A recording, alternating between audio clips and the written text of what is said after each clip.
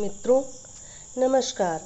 आज मैं आपके सामने कहानी लेकर आई हूँ जिसका शीर्षक है अंतिम दर्शन।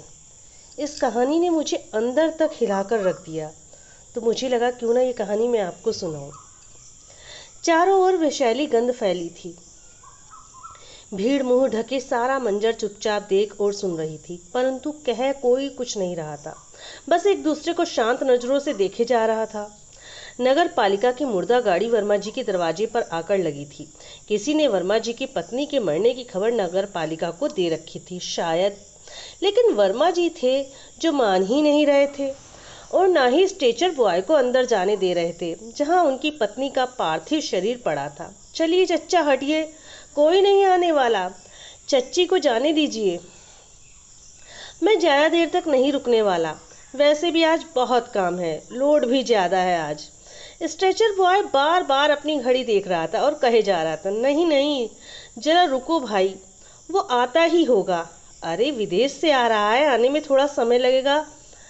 उसके रूखे व्यवहार के बावजूद वर्मा जी विनम्रतापूर्वक स्ट्रेचर बॉय से विनती कर रहे थे, थोड़ी देर और रुक जाओ, साथ में बेटी और बच्चे भी हैं, कम से कम उन्हें अपनी माँ के अंतिम दर्शन तो कर लेने दो, आखिर तुम भी किसी के बेटे हो।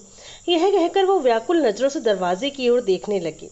वो बार बार दरवाजे की ओर दौड़ के जाते और लौटकर भीतर कमरे में पड़ी अपनी मृत पत्नी के पार्थिव शरीर से लिपट कर रोने लगते।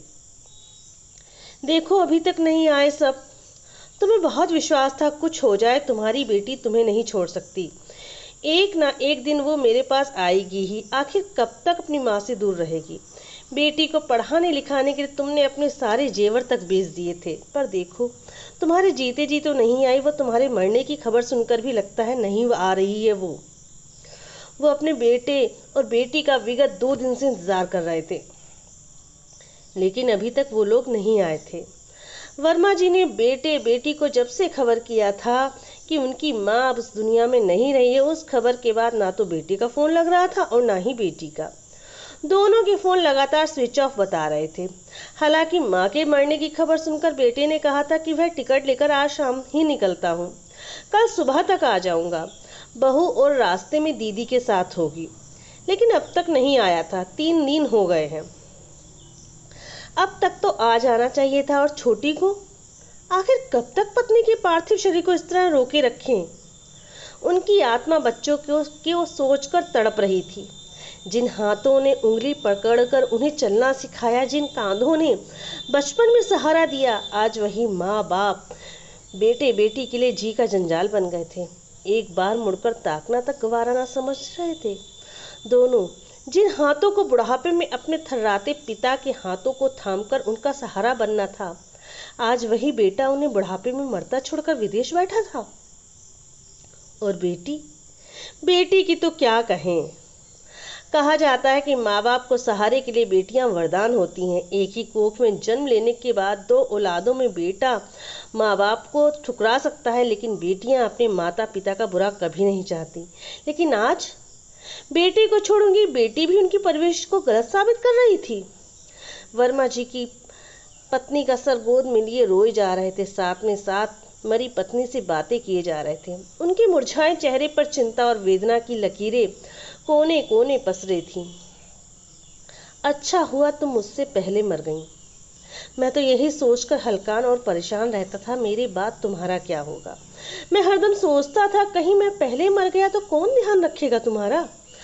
आज कम से कम तुम्हारी चिंता तो नहीं रहेगी मुझे, फिर मेरा क्या, मैं तो यूं जिंदा होकर भी लाश हूँ, और मुझे लाश बनाया है तुम्हारी अंधी ममता ने, तुम्हारे निश्चल एवं निस्वार्थ प्रेम ने, जिसका आज किस्त भर रहा हूँ मैं, कहकर पत्नी को सीने से लगाकर रोने लगे। तभी स्ट्रेचर बॉय की आवाज ने उनका ध्यान भंग किया।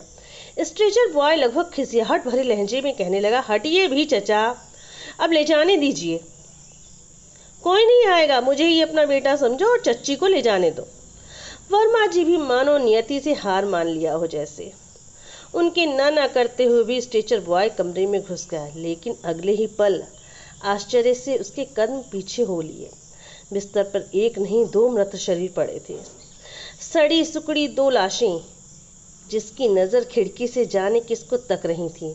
एक वर्मा जी की, दूसरी उनकी पत्नी की यह देख स्ट्रेचर बॉय की नजरें वर्मा जी को ढूंढ रही थीं, लेकिन वो कहीं नहीं थे।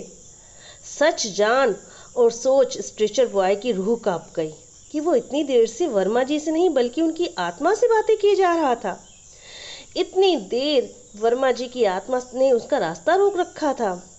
दूसरी तरफ बूढ़े माँ बाप को उनके बच्चों ने इस तरह मरता छोड़कर जाने से पूरे मोहल्ले की आंखें दर्द से छलछला रही थीं। सबकी आंखें नम थीं। हाँ, ये अलग बात थी कि जो किसी ने लाश को छुआ तक नहीं था और ना ही उन दोनों को अंतिम स्नान और कर्म करने की जहमत उठाने की कोशिश की थी। अकेला स्ट्रेचर बॉय वेदना में डूबा अपने कर्म कर रहा था। आज वो मुर्दों की बस्ती में वो 2 मुर्दों साथ में ले जा रहा था, श्राद्ध कम करने के लिए, क्योंकि कुछ ना सही वर्मा जी का अंतिम दर्शन तो सिर्फ उसने ही किया था, फिर चाहे उनकी आत्मा से ही सही। दोनों की लाश जलाते स्ट्रेचर बॉय मन ही मन सोच रहा था, कैसे अभागे माता पिता हैं दोनों। दुनिया पितृ दिवस और मातृ दिवस मनाती रहती है और इन्हें मरकर भी इनके बच्चों के हाथों से मुखाग्नि तक नसीब नहीं हुई। इस प्रकार इस कथा का समापन हुआ। बेहद ही मार्मिक कथा थी जो आजकल के समय में लगभग चल रही है। अभी कुछ दिन पहले मैंने सुना था कि 3 साल से एक माँ की लाश एक कमरे में सड़ती रही और पड़ोसियों को पता तक नहीं चला। बेहद ही मार्मिक क्षण थे। अगर आपको मेरी प्लीज़ कहानियाँ पसंद आ रही हैं तो आप मुझे लाइक, सब्सक्राइब, कमेंट और शेयर ज़रूर करें। उम्मीद करती हूँ आपको ज़रूर पसंद आई होगी। आपने इतना समय दिया, इसका आपको बहुत बहुत शुक्रिया।